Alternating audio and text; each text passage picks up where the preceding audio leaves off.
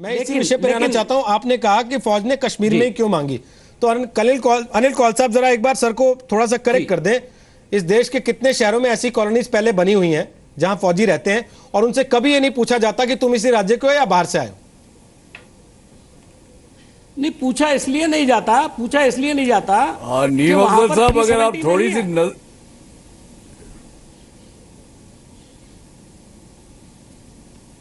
तो इसके मतलब ये है कि हम किसी भी स्टेट में जा सकते हैं लेकिन कश्मीर में नहीं जा सकते।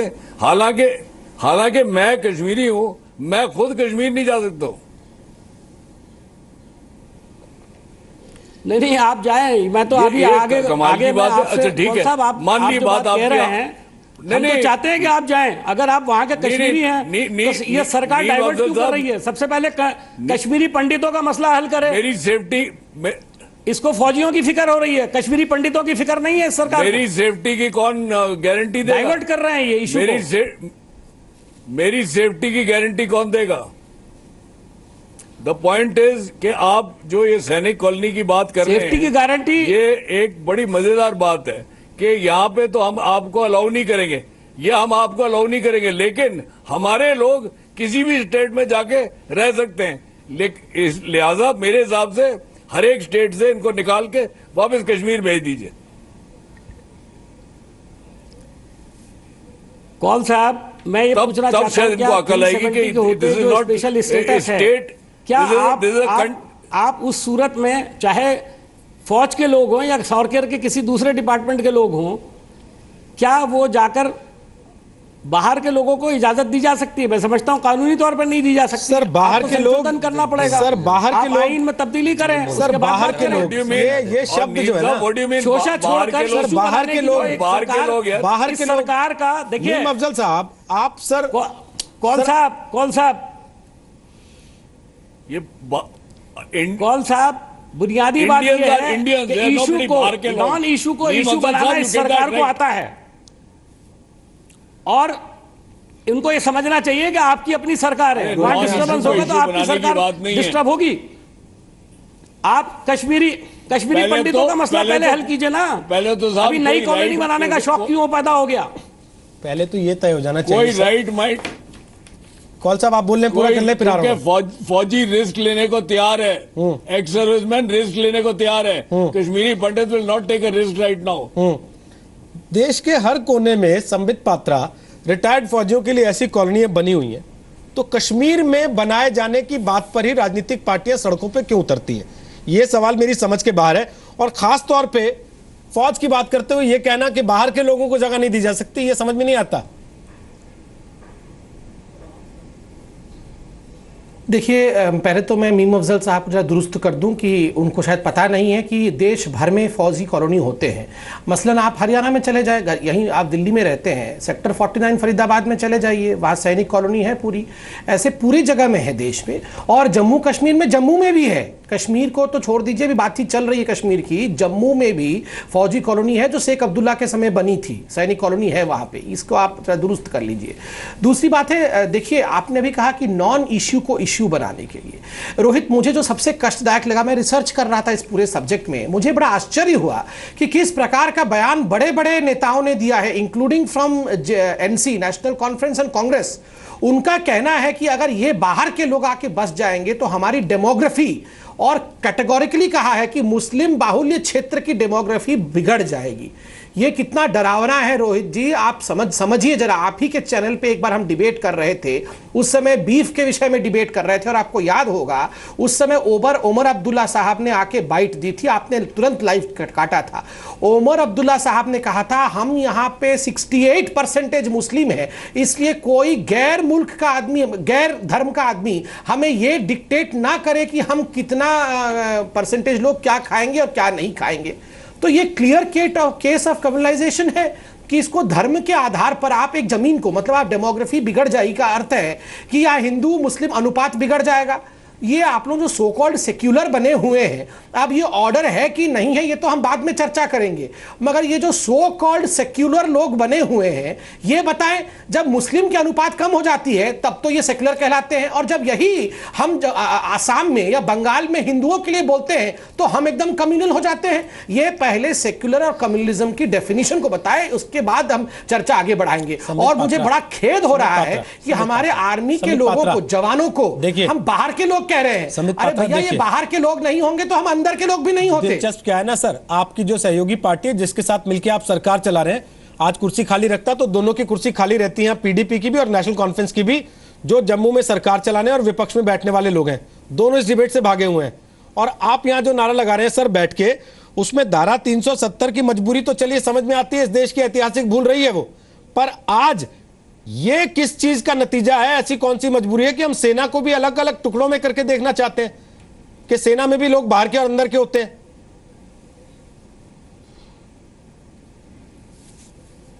नहीं, आपका वाजिब प्रश्न है। देखिए, ये बहुत सेंसिटिव इशू इसलिए है क्योंकि जब हम सेना को बाहर का कह देते हैं, मुझे लगता है प्रखर प्रवक्ताओं को ऐसे शब्दों का प्रयोग नहीं करना चाहिए कि सेना को बाहर का कहे। सेना हमारी ही है, अगर हम सेना नहीं होगी तो हम बाहर के हो जाएंगे, हम तुरंत खत्म हो जाएगा सब कुछ, और कौन हमें प्रोटेक्ट करेगा। दूसरी बात, आपने जो आर्टिकल 370 की बात कही, बिल्कुल वाजिब कहा आपने। अंबेडकर जी के लाख मना करने के बावजूद भी पंडित जवाहरलाल नेहरू ने वो ऐतिहासिक भूल तो कर दिया। अब सदी लम्हों ने खता की, अब सदियां भिगत रही है उस खता को लेकर। देखिए, जहां तक भारतीय जनता पार्टी का स्टैंड है, आपने यह भी ठीक इंगित किया कि हम पीडीपी के साथ है, पीडीपी का कुछ और स्टैंड रहता है। एनसी और पीडीपी दोनों नदारत है इस डिबेट से। क्यों नदारत है? वो इसलिए नहीं आ रहे हैं क्योंकि उनको अपनी लोकल पॉलिटिक्स करनी है, वहां के लोगों को सेटिस्फाई करना है। जहां तक भाजपा का विषय है, देखिए बात, इसको आप पॉलिटिकली मत लीजिए, मगर श्यामा प्रसाद मुखर्जी का जो बलिदान रहा है, पार्टनर नहीं है। आप देश में सरकार भी बड़े परिप्रेक्ष्य में सच्चाई के साथ विषय को सामने रख, इसको भी याद रखा कीजिए कि आप देश में सरकार भी चलाते हैं। बिल्कुल बिल्कुल, ठीक है, देश में उस चीज को ध्यान में रखते हुए बताया कि आप क्या कर सकते हैं, क्या नहीं कर सकते। इसीलिए बिना किसी काट छाट के बिल्कुल कैंडिडली और सत्यता के साथ विषय को रख रहा हूं। देखिए, दो चीजें भूल तो बता देते हैं, एक तो आप 370 कब तक चलाएंगे ये नहीं बताते, उसके लिए आपके पास कोई जवाब नहीं होता। मैं वही बता रहा हूं, मैं वही बता रहा हूं रोहित जी, और मैं बिल्कुल छुप के नहीं, आमने सामने बात करूंगा, टेक्निकली बात करूंगा। देखिए, 370 हम हटाना चाहते हैं, ये हमारे मैंडेट में है, हमारे मैनिफेस्टो में है, हमारी चाहत में है, हमारे रग-रग में है, मगर जो हमें मैंडेट मिला है जम्मू कश्मीर में, वो मैंडेट हमें अलाउ नहीं करता है। और जो भारत में भी मैंडेट मिला है, वो अब राज्यसभा में हम साधारण बिलों के लिए तो कैसे लड़ रहे हैं आप देख रहे हैं। जब तक 2/3 मेजॉरिटी नहीं होगा कॉन्स्टिट्यूशनल बिल, और वो भी आप आर्टिकल 370 की बात कर रहे हैं, वो हम कर नहीं पाएंगे। 2/3 नहीं, यहां तो 3/4 चाहिए, 3/4 टू रिपील इट। तो स्वाभाविक रूप से जब तक हमारी ये संख्या नहीं होगी तब तक हम कैसे करेंगे आगे, आप बताइए। पात्रा जी, बिल्कुल ठीक है, ये बातें आपको पहले याद रखनी चाहिए थी जब आपने वादे किए थे। मैं मीम अफजल के पास जाऊं उसके पहले रशनीक खेर फटाफट आपसे पूछना चाहता हूं, ये डेमोग्राफिक चेंज का मतलब क्या है सर? देखिए, मैं डेमोग्राफी, इस देश के किसी हिस्से में ऐसा कैसे कहा जा सकता है कि साहब डेमोग्राफी बदल जाएगी इसलिए वहां और लोगों को आके नहीं रहने देंगे? नहीं, सबसे पहले तो मैं आपको यह बता दूं कि कोई लॉ ना 370 ना जम्मू कश्मीर के लैंड लॉज, जिनके बारे में बहुत अच्छे तरीके से जानता हूं मैं, और मैं इंस्ट्रूमेंट ऑफ एक्सेशन जिसको लेके ये दोनों पार्टियां सेल्फ रूल और ऑटोनॉमी का राग आलापती हैं, उसमें से पढ़ के सुना रहा हूं, अंग्रेजी में पढ़ के, फिर उसको हिंदी में अनुवाद आप कर दीजिएगा।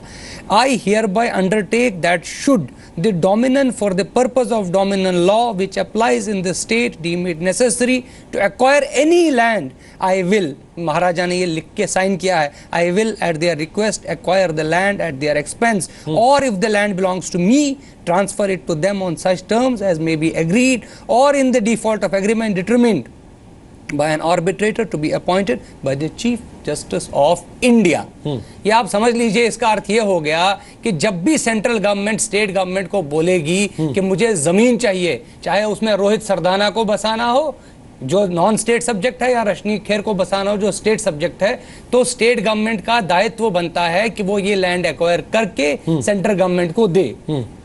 ये आगे बहुत लंबा है, मैं उसमें इतने, और स्पेशली जब भी आर्मी को ऑपरेशंस के लिए या अपनी कोई भी काम करने के लिए लैंड चाहिए, तो डिफेंस मिनिस्ट्री जब भी स्टेट गवर्नमेंट को बोलेगी तो उनको ये लैंड एक्वायर करके देनी। बात रही डेमोग्राफी की चेंज की, मीम अफजल साहब, डेमोग्राफी तो 1990 में चेंज हो गई और तब आप सब चुप थे, म्यूट स्पेक्टेटर्स थे आप सारे लोग, और उसमें किसी पॉलिटिकल पार्टी को बख्शना नहीं चाहता मैं, सबके सब चुप थे। और 3,50,000 पंडितों को 3 महीने में घर से बेघर किया गया। डेमोग्राफी, और आपको बता दूं, आप स्टेट सब्जेक्ट की इसी यहाँ 500 या 700 तिब्बतियन मुस्लिम फैमिलीज रहती हैं जम्मू कश्मीर में, और बिल्कुल हार्ट ऑफ श्रीनगर में रहती है, नौहट्टा और हारी पर्वत के एरिया में रहती हैं। आपको शायद मालूम नहीं हो, आप ये जान लीजिए वो कैसे रह रही है, आप मुझे ये बता दीजिए। उनको किस आधार में, जब आप अपनी फौज को जो हमारी रक्षा के लिए है, जिनकी वजह से हम आज हैं, कश्मीर हमारे पास है, तो मैं आपको सच बता रहा हूं, आप शायद उन सिचुएशंस में थे नहीं, मगर उस 90 के जमाने में अगर आपके पास फौज नहीं होती तो आज हमारे पास कश्मीर ही नहीं होता। तो बसाना नहीं बसाना तो बहुत दूर की बात थी, उनको आप नहीं रख सकते, बट आप तिब्बत से लाए हुए लोगों को बसा सकते हो वहां पर। ये कौन सा लॉ है, ये बता दीजिए। एक चीज और है मीम अफजल साहब के, आपको याद होगा जब यूपीए के जमाने में सेना में जाति और धर्म आधारित गिनती शुरू हुई थी, उसका भयंकर तरीके से विरोध हुआ था पूरे देश में, ये कहते हुए कि सेना को कम्युनलाइज नहीं किया जाना चाहिए। आज ये कह के कि बाहर के लोगों को मकान नहीं देंगे, हम कम्युनलाइज नहीं कर रहे हैं क्या इस चीज को? देखिए रोहित जी, कहने में आपकी बात बड़ी उसूली लग रही है, लेकिन जिस खित्ते को आपने एक स्पेशल सर्कमस्टांसिस में स्पेशल स्टेटस दिया है और उसके ज़रिए से कुछ शराइत भी नाफिज की हैं, तो आपको उसका पास तो रखना पड़ेगा, और ये लॉ पर अप्लाई होगा, कोई भी हो। मैं पूछना चाह रहा हूँ, जो लोग कश्मीर से बाहर रहते हैं या बाहर के हैं, अगर वो सिपाही हैं, अगर वो सैनिक हैं, तो यकीनन जो भी आदमी रिटायरमेंट के बाद अपने इलाके में चाहता है, कोशिश करता है कि उसको वहाँ पर जगह मिले, इसीलिए बहुत सारे सैनिक अलग अलग जगहों पर डिमांड करते हैं।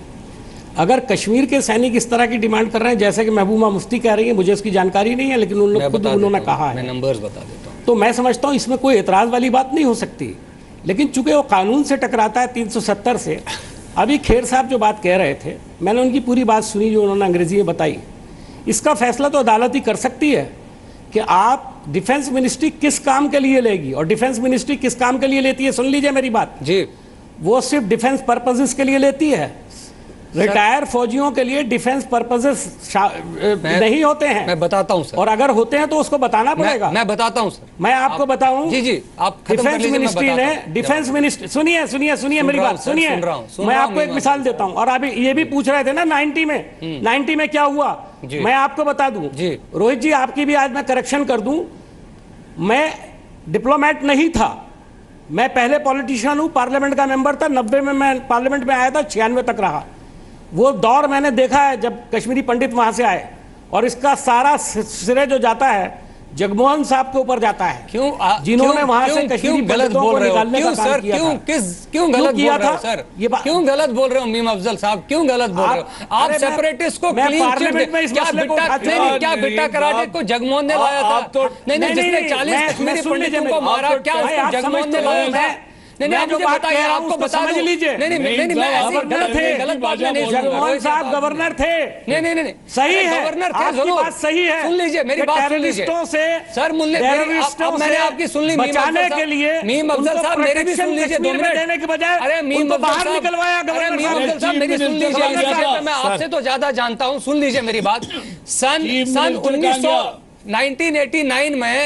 1989 में जून से नवंबर तक 50 ऐसे खतरनाक आतंकवादी फारूक अब्दुल्ला की सरकार ने छोड़ दिए, जिन पे ऐसे ऐसे मुकदमे थे जिनको छोड़ा ही नहीं जाना चाहिए था। आपको बता दूं 19 जनवरी 1990 को जिस रात में वो तांडव हुआ, जिस रात से कश्मीरी पंडित भागे, उसी रात को उन्होंने जम्मू में आके अपना चार्ज लिया। तो प्लीज कम से कम आप सेपरेटिस्ट की गैंग में शामिल होकर आप सेपरेटिस्ट को क्लीन चिट दे रहे हैं, और गवर्नर जगमोहन को, हम वही थे, आप नहीं थे, मैं था, आप नहीं थे। मैं एक छोटी सी चीज कहना, मगर मसला वो नहीं है। नहीं, मैं एक मिनट आप देख, उन्होंने एक विषय रखा, आपने अपनी तरफ से क्लैरिफाई किया, लेकिन मैं कहता हूं कि उस चीज से आगे बढ़ चुके हैं। आज हम जिस परिस्थिति में खड़े हैं, हम बहस इस पर कर रहे हैं कि कश्मीर को कबायलियों से, आतंकवादियों से, बाढ़ से सेना बचाएगी, लेकिन जब रिटायर हो जाएगा फौजी तो वो कश्मीर में मकान नहीं बना सकता। सेना कश्मीरियों को शिक्षा दे सकती है, सेना कश्मीरियों के लिए मेडिकल कैंप लगा सकती है, वहां शांति की जिम्मेदारी ले सकती है, लेकिन रिटायर हो जाने पर फौजी वहां पे मकान नहीं बना सकता।